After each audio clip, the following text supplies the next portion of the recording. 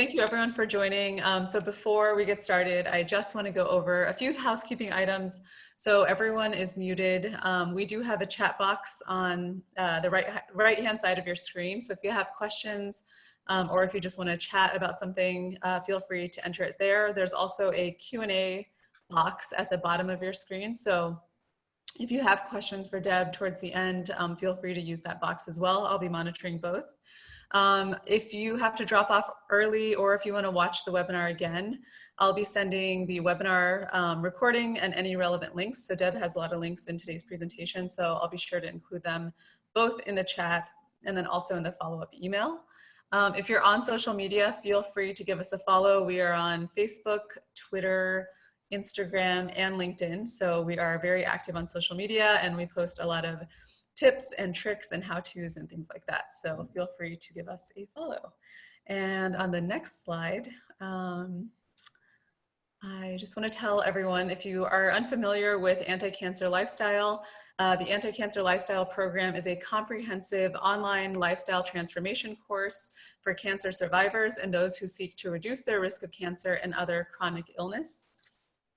And if you're interested, on the next slide, the URL for Anti-Cancer Lifestyle is, you can see it here at the bottom, it's www.anticancerlifestyle.org.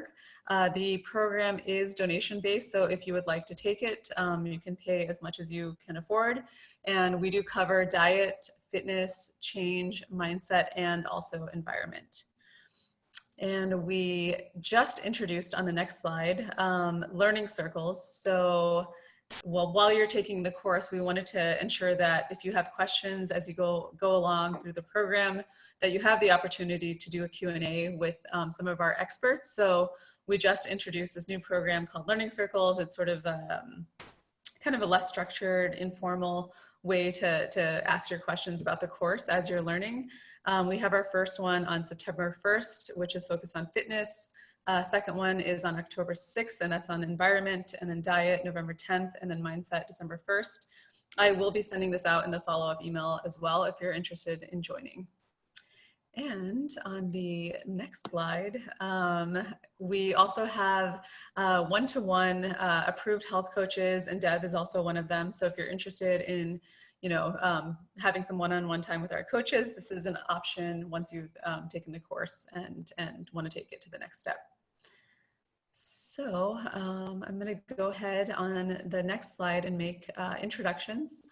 So my name is Seema Tucker, and I'm the marketing director here at Anti-Cancer Lifestyle Program.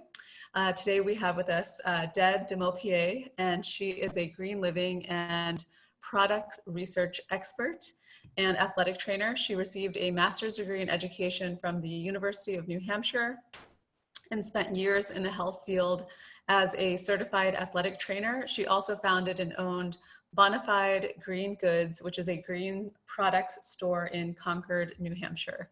So I'm going to go ahead and pass it off to Deb, but before I do that, I just want to make sure that everyone can hear me okay. So if you don't mind just chatting in the chat box where you're calling in from. I think we already saw a few when we started. So if you don't mind, just for those of you who are just joining, to make sure that you guys can hear me. All right, Great. So we have Gina from Harrisburg. We have Deneen from Harrisburg, also Margot from Greenfield, Sue from Texas. Okay, awesome. So it sounds like the voice is okay. So I'm going to go ahead and pass it off to you, Deb. Great. Thank you for having me, Seema. This is terrific. So, you already know that. So today's topic is about tap water, what you should know about tap water. So I'm going to breeze through this. It's going to take a while and we'll wrap it up at the end, but I just want to start with some basics like why is clean tap water important? Well, we have to have water to live. Our bodies are mostly made up of water. Water prevents dehydration, and it's especially important for vulnerable people, children, pregnant women, and people with weakened immune systems. So I thought it would be fun to present some fun water facts, and we'll go through these. So there is no such thing as pure water. That means free of impurities. Just think healthy or clean. Water is, you've heard the word H2O, so that means there are 2 hydrogen atoms and 1 oxygen atom. The pH, or the measure of acid and base of tap water, is pretty neutral on a scale of 0 to 14. Water kind of falls in the middle there. So 85% of Americans use community water. About 15% of the people in the US are on well water. The FDA does not require testing of bottled water. However, they do expect that the bottled water companies follow certain standards so that there's not contamination, but they don't insist that it be tested.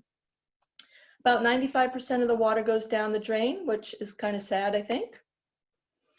Continuing, we have bottled water, which is 600 to over 3,000 times more expensive than tap water. That's kind of a lot. Tap water actually tastes better than bottled water, according to double-blind testing. 45% of the bottled water comes from the tap, and we're talking some big name companies that actually do that. The US does not rank in the top 15 countries with the cleanest drinking water. I was even really surprised at that. And the EPA, the Environmental Protection Agency, regulates less than 100 contaminants in public water systems. And 100 contaminants sounds like a lot, but it actually isn't when you think that there could be hundreds and thousands of possible contaminants in our water. But we'll get to that in a second. I'm going to take this last one and zero in on the EPA regulations. So they actually are the governing body for regulating our water and trying to keep it safe. But let's get a few vocabulary words under our belt. So like I said, the EPA standards, they have actually about 80 contaminants that they're responsible for. So one word is called the legal limit, or maximum contaminant levels. In case you do any reading and you come across MCLs, that's what that means. So the legal limit is established by the EPA, and what they do is they combine the health risk of the contaminant along with the cost required to take care of it, prevent it, monitor it, treatment of the water systems. So that's establishing the legal limit. Then there's another limit called the public health goal, or just think of it as a safe limit. And that's where they're not concerned about the cost of taking care of it, they're just concerned about the health risk. So that public health goal is a level of contamination where there's no risk if you drink this water for your whole life. So that can often be a very different standard. So in summary, scientists consider safe limits of contaminants are often lower than what's called the legal limits. So we're going to take one of these contaminants. It was quite famous. It's called chromium-6, and a movie was made about it, I think in 2000. And it's a great example of the different kinds of levels and standards that we have. So in 1977, California already had their legal limit of 50 parts per billion. That's what the PBB means. And the EPA adopted that. But in 1991, the EPA decided to raise it to 100. Not sure why, but they did, even though California kept their standard still at 50. But it was in 1993 that Erin found cancer clusters around her community in Hinckley, California. And that was because Pacific Gas and Electric was dumping water that had this contaminant, chromium-6, in the waterways around the community, and was responsible for the cancer clusters. So as Erin tested the water, sometimes the levels were as high as 580 parts per billion. So you can see that's 5 times the EPA limit, 10 times the California limit. But today, California has established what's called the safe limit at 0.02 parts per billion. So that's the level that they say, okay, you can drink this at this level and there will be no harm. But you can see that is a lot smaller than 50 parts per billion, which California says still is the legal limit, and the EPA legal limit of 100 parts per billion. So those are just the different standards, and this is very typical across many of the contaminants, but this is a great example. So what are some of the contaminants that might be in our water? So we have different classes of contaminants here. So these are the basic categories. Some of these are carcinogens. It's certainly not a complete list, but some are carcinogens and some are what's called endocrine disrupting chemicals, or EDCs. So over on the left, we're starting with heavy metals. I'm sure you recognize a lot of these: arsenic, lead, nickel, copper, iron. Some of these actually are not bad for you at very low levels. We actually need them, things like nickel and iron. But again, the dose can make the poison, and if they're too high, they can present a problem. Some of them, like arsenic, there's no need for arsenic. It's a carcinogen. We have a lot of it here in New Hampshire. It's a big problem. New Hampshire has the highest rate of bladder cancer in the entire country, and it is responsible for this heavy metal of arsenic. You also have radioactive elements like radon, pathogens, viruses, bacteria, agricultural chemicals that's typically from runoffs. You have a contaminant called disinfection byproducts, and there are 4 basic ones listed here, but actually that's a category of about 600 contaminants. And they come from when a municipality uses chlorine to disinfect the water, and chlorine by itself is actually not bad. The problem is chlorine mixes with organic products and it creates this disinfection byproducts, and these are the things that are actually a health risk. So going down the list, we have volatile organic compounds. Those are gases that are dissolved in your water. The PFAS category is a huge family of chemicals. They are the ones responsible for Teflon and Scotchgard, non-stick products, and they've been in the news a lot lately. They've contaminated communities all around the country. And this is a huge category. There are 5,000 chemical compounds under this one class called PFAS, even though a few of them have become famous. So you have pollutants, you have thousands of pollutants. Remember, anything that goes up in the air comes down and enters our waterways. Pharmaceuticals can be contaminants. And then we have microplastics. So microplastics are little bitty bits of plastic in our water. And believe it or not, when they've tested water around the world, in bottled water, about 93% of bottled water all around the world had microplastics in it. And about 83% of all tap water around the world had microplastics in it. So we don't know yet if these microplastics are bad. Not enough research has been done, but I think it's kind of ew. But just so you know, those microplastics are in our water. So these are some possible contaminants that you can find. So just a little map of the world to see how the whole world drinks their water. You can see the darkest blue has the water that is most improved. That means they take water that might be contaminated and treat it. You can see the US is not dark blue, so about 1 to 10% of the US is drinking unimproved water. So think Flint, Michigan. Think communities that have been contaminated with the PFAS that are not yet getting treatment. Think well waters that have not been tested and treated. So just an idea of what's happening around the world. So how do you find out what is in your tap water? You have to do this before you decide on a filtration system. So how do you go about that? Well, the EPA, the first link here, and I think Seema said that you'll be able to get all these links and we'll be sending them out in an email. But the EPA has a great resource, and you go to this link and you can find your state, and they should be able to send you to companies that will test your water.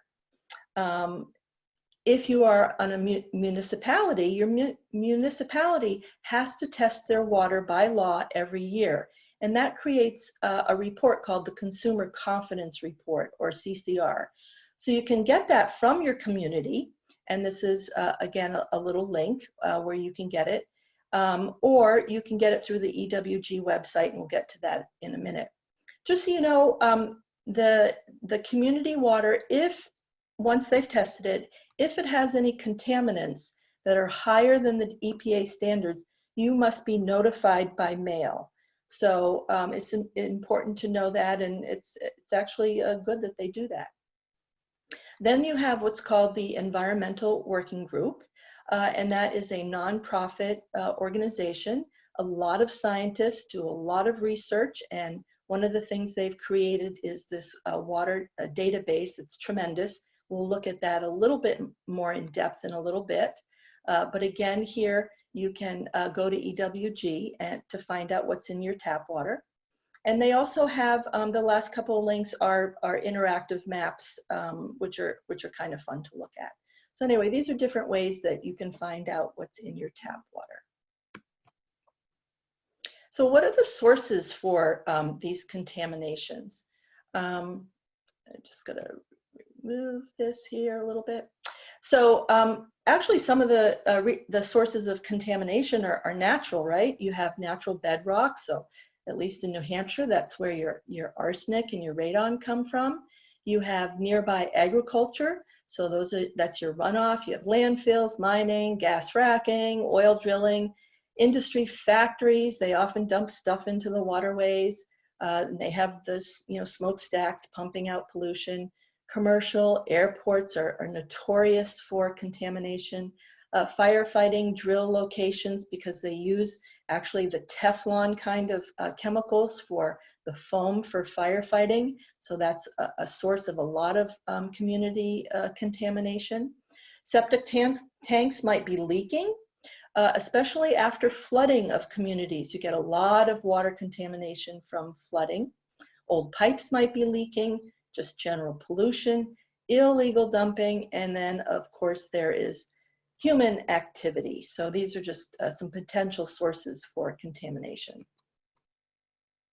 So before we pick a filtration system, we have to test our water. That's something that has to be done before we make any decisions.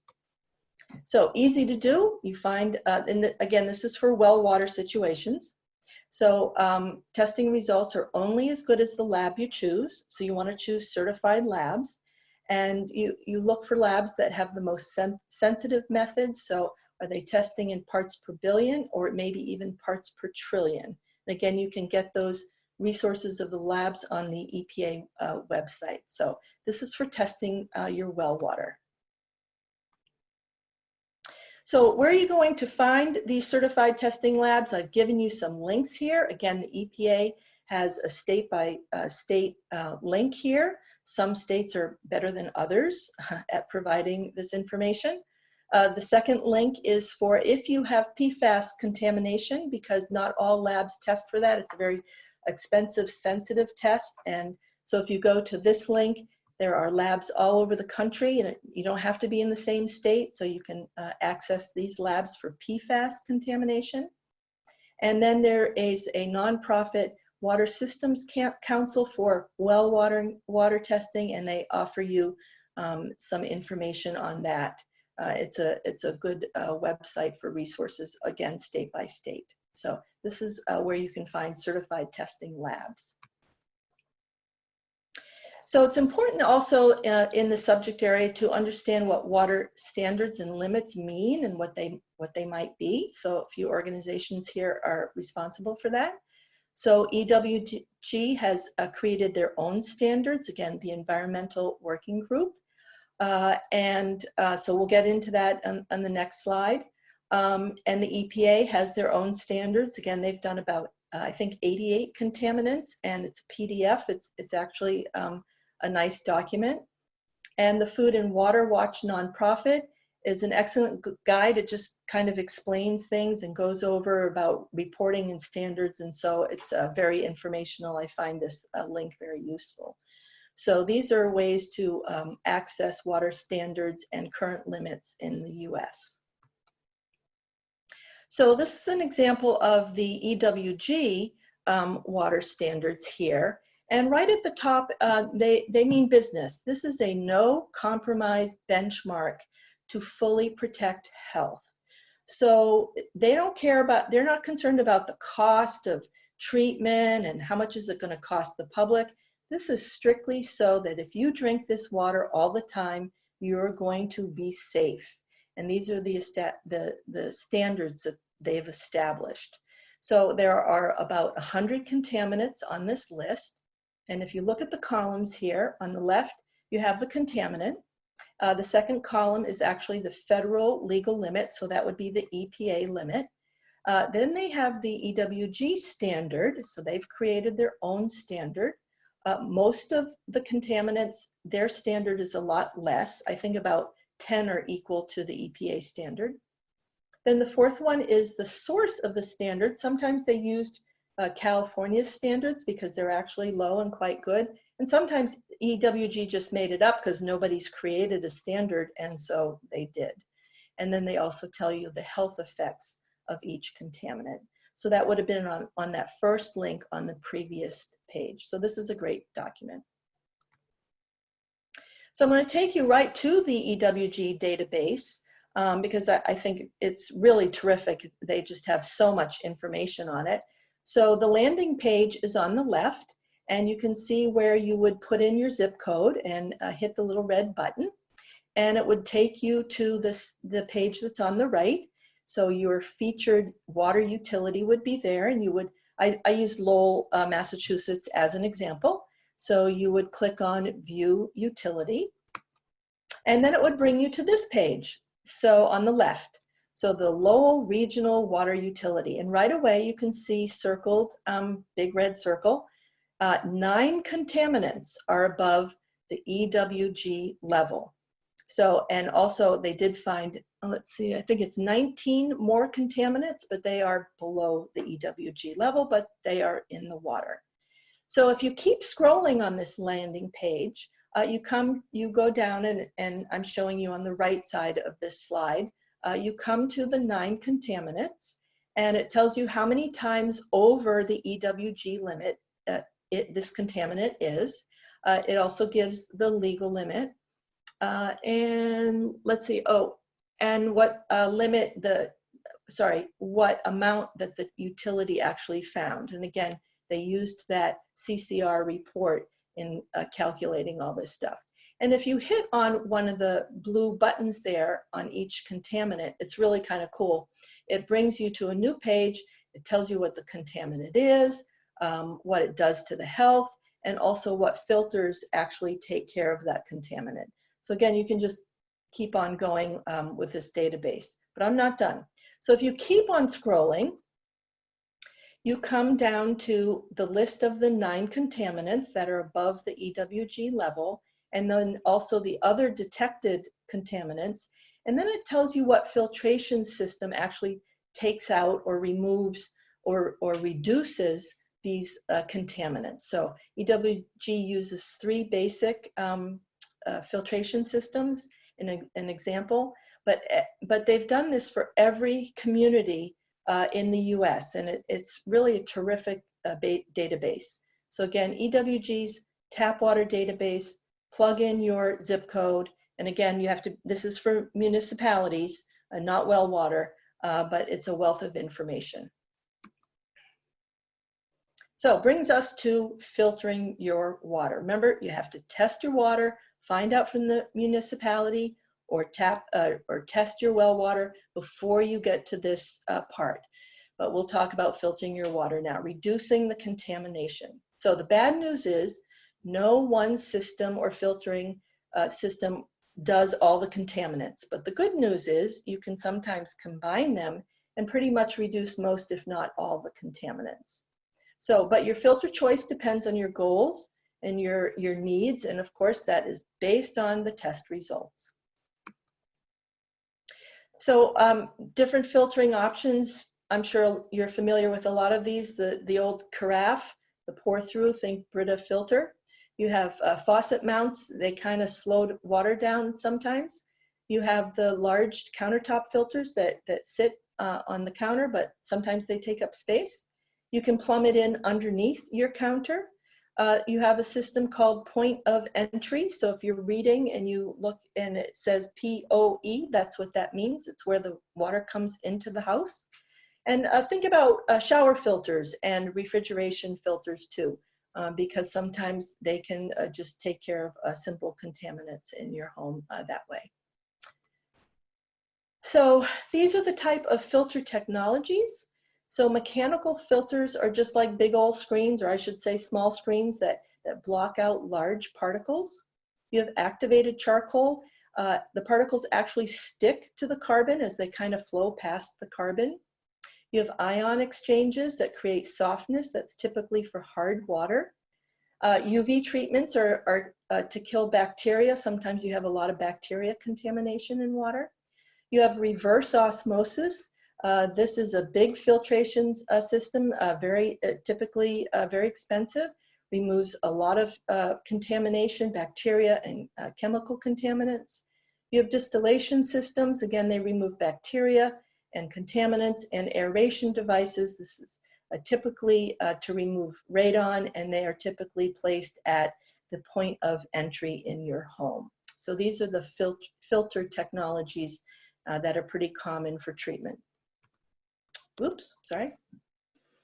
So just still talking about the different kind of technologies. This is just a little chart that is, if you look at the very bottom, it's on the EPA Water on Tap, what you need to know. And that's actually a very worthwhile resource as well. And it has this nice little chart.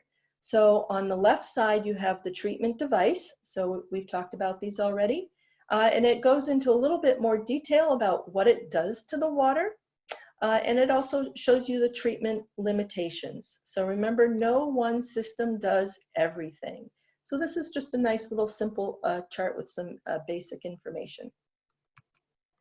EWG has their own chart at this link, and they break it down into 3 of the common technologies. So activated charcoal, carbon, reverse osmosis, and ion exchange. And it tells you what it reduces or removes, and what it cannot remove, or what the drawbacks are. And they also add maintenance, which I think is a good point, because these are not one and done situations. All of these filtration treatment options have to be maintained in order to continue to keep your water clean. So again, this is at EWG with their own little chart. So these are websites with a wealth of information for home treatment programs. So it doesn't matter if you're on a well or municipality. The first one is the CDC guide for household water treatments.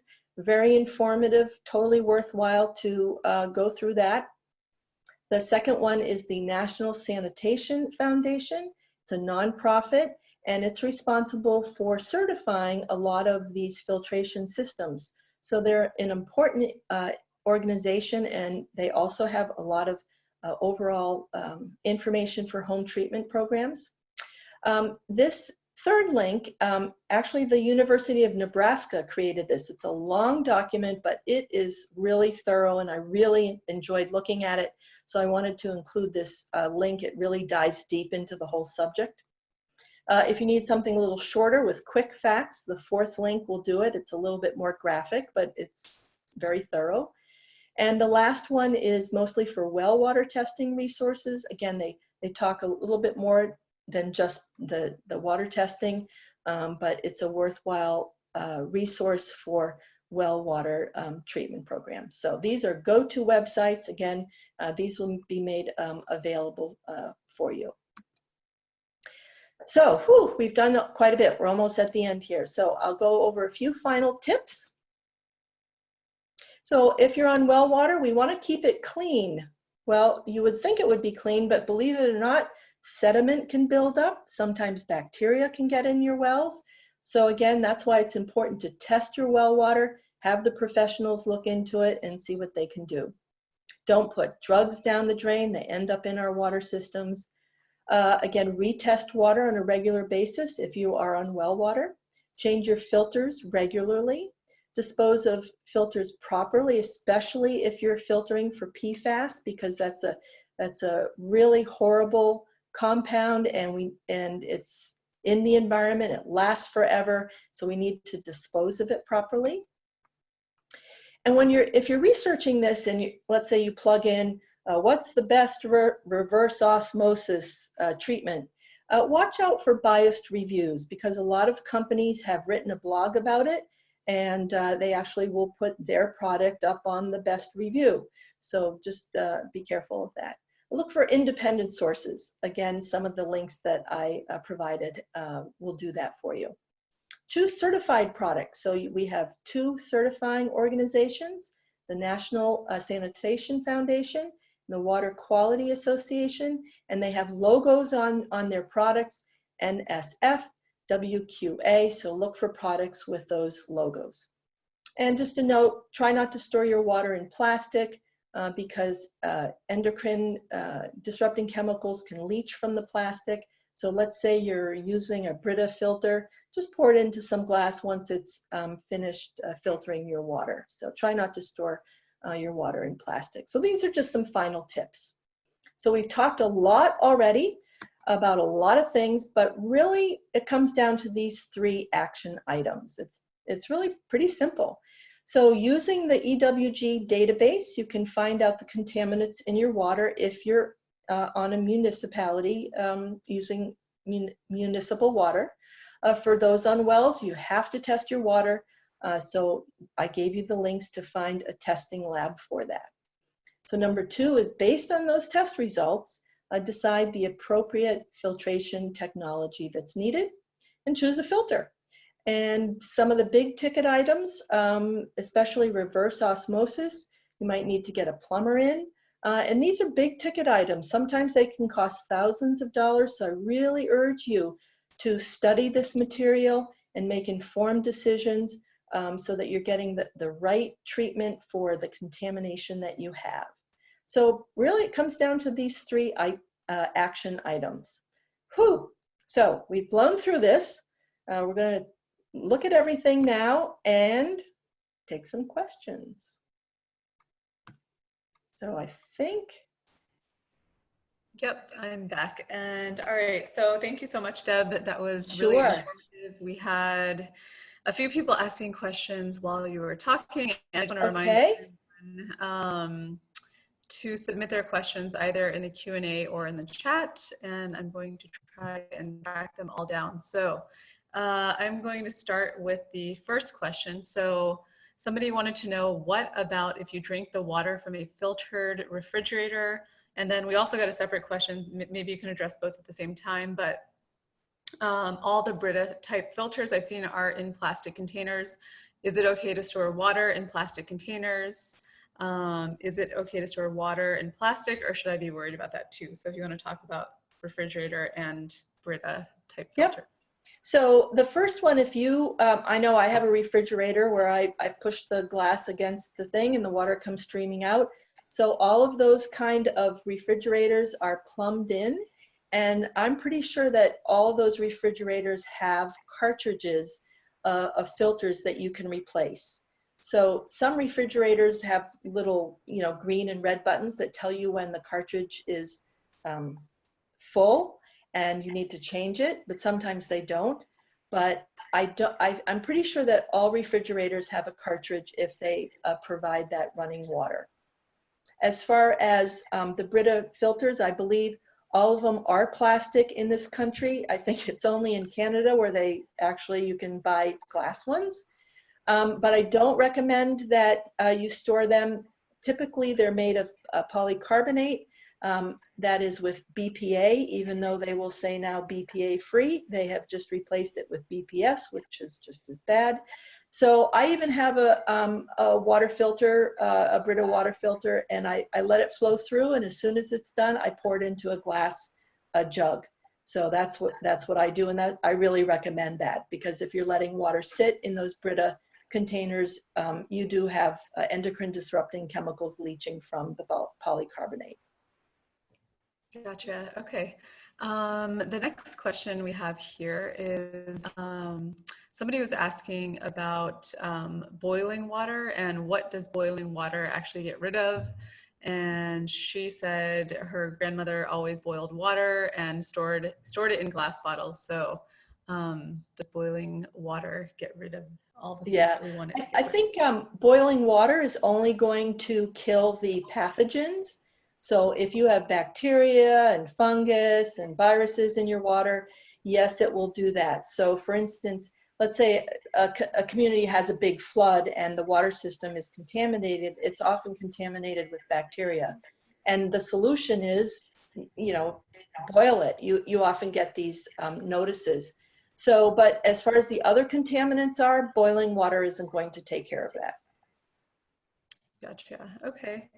Our next question is, why is California always more careful with cancer measures than other states? And why is there such a disconnect with the EPA? Good question. So, so Big question. California, I don't know when it got started, but they've always just been a little bit more progressive and more in tuned to the environment out there. Is it because of John Muir and setting up the whole love of the forest and the environment and the ripple effect from that? I'm not sure, but it definitely has always been a hub of environmental activism. I believe EWG is also headquartered out there, but I do believe that sort of started the ball rolling, and they've just been progressive all along. The reason the EPA is behind in standards, one is it takes money to stay up on this, the science and creating legislation, and they just haven't made it a priority and put the necessary time and funds into it. So it always seems that they're behind the 8 ball here. So, and then on top of that, we're behind the 8 ball from Europe, for instance. So it can get a little bit more complicated than that. I think sometimes politics comes into it. But yeah, there is definitely a discrepancy between states and also the EPA. So even in New Hampshire, we just passed the strictest law for PFAS in water, and it is well below the EPA level. So it's state by state. Sometimes it depends on your local contamination and the activists behind it. Gotcha. Okay. All right. So we have somebody's asking about going back to the refrigerator water filters. Is there any way to show the effectiveness of those filters? I think like Consumer Reports has done testing on the various filters, so you can certainly look and see if anybody has compared different filters. But I suppose you could just use it, take the water from there that's using the filter from your refrigerator and have that tested. So you can just get, order a testing kit, and instead of using your tap water, use the water that's coming through your refrigerator and see how it measures. Okay, perfect. And then somebody's asking, in terms of, if drinking this water is bad, what about showering and washing your clothes in that same water? Does it matter, or is it just ingesting it? Yeah, that's a great question because it really depends on the contaminant. So, so for instance, a lot of contaminants, if it touches your skin, you're in a shower, it's going to go right off. So that's really not an issue. However, anything that aerates, so those VOCs like the solvents or the perchlorate, and especially radon. So radon is huge. It will go into the air as you're showering and you breathe that, and that's a huge source for contamination of radon. So all faucets have the potential to what's called aerate. Even when you flush the toilet, it aerates. So the contaminations, usually the VOCs, the volatile organic compounds, will aerate. So yeah, those are the things you need to think about showers. And I know I've been in the shower and I can smell the chlorine coming out. So again, the little aerations could be a problem. Gotcha. Okay. We have a couple more questions coming in. I also want to remind everybody that Deb is available to do one-on-one consulting. So we have that information on our website, and I'll be showing it again and also sending it in the email. But we have a couple more questions. The hot topic of coronavirus. So what about coronavirus? Is it in water? I hear it can be found in well water. Oh, I have not heard that it could be in well water. So I don't know how it would actually get there. Yeah, I haven't read about much in terms of ingesting it, except if, let's say it's aerated and it lands on water and then you ingest that. But like all COVID contamination, you have to think viral load. So I would think that you would need a lot of the virus exposure in order to actually get sick from that. So in all honesty, I have not heard that it could be in your well water. Okay. We have a question here. So after seeing Dark Waters, I haven't seen that yet. I don't know if you have. Yes. But it's they said it seemed that the EPA was in the pocket of large pharmaceuticals. How do we get our government to prioritize the health of the people and not the wealth of large corporations? Yeah, that movie was fantastic. I recommend it to anybody who's interested in this. So it's called Dark Waters. It was, I think, came out last year. And it is about the contamination of this PFAS, this Teflon chemical, but it goes deep into, like you said, the politics behind it and the industry and how much control they have. So there's a whole bunch of levels that can be done. One is, what politicians that you vote for in Washington that are not going to put their cronies in the EPA office making these decisions on regulations. You can do it at the state level because state levels are responsible for water. Just like in our state, we got the level of this chemical, PFAS, down really low, and it's just because we had activism, we had people caring. You can bring it down to the town level, you can bring it down to the school level, but ultimately you can vote with your dollars as well. So every decision you make in terms of the environment is going to send a message to these big companies that you are not going to support them and that you are going to support companies that care more about how they make things. So that's called voting with your dollars. So you can tackle this at all different levels, and I hope people do. Okay, so we have another question. What about Berkeley water systems to purify? Yeah, that's an outstanding system. I believe they're pretty expensive, but they're very worthwhile. Again, you need to match what they're doing with your contamination because it doesn't do everything. So you have to make sure, again, you have to test your water or find out what's in it in order to see if Berkeley is a fit. Okay. And the last question that I think we have here, I have a water ionizer. Would it be better to have a filter instead?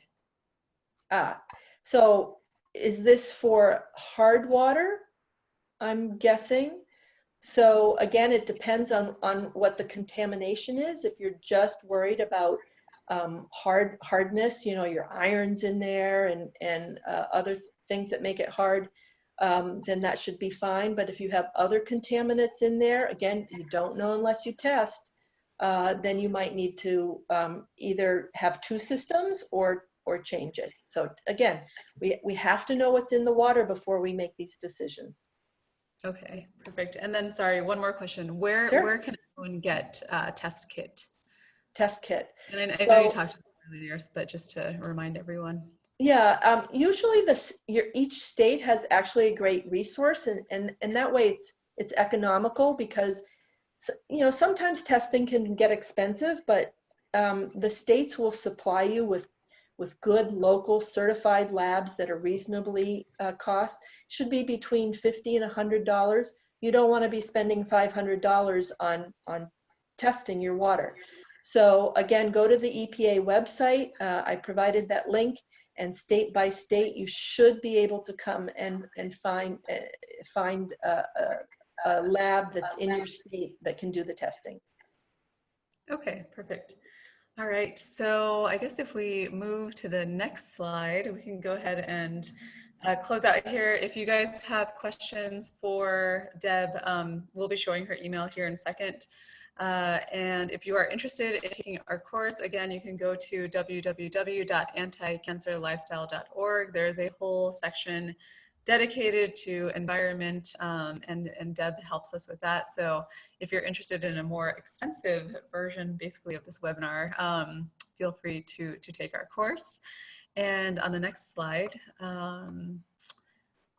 we have just our URL, and then on the following slide, we have, I believe it's Deb's contact info. So Deb, if you want to maybe close out here. Yeah, so I'm on Facebook under Cancer Free Home. I have a small website, but you can just shoot me an email. I love to get questions at cancerfreehome@gmail.com.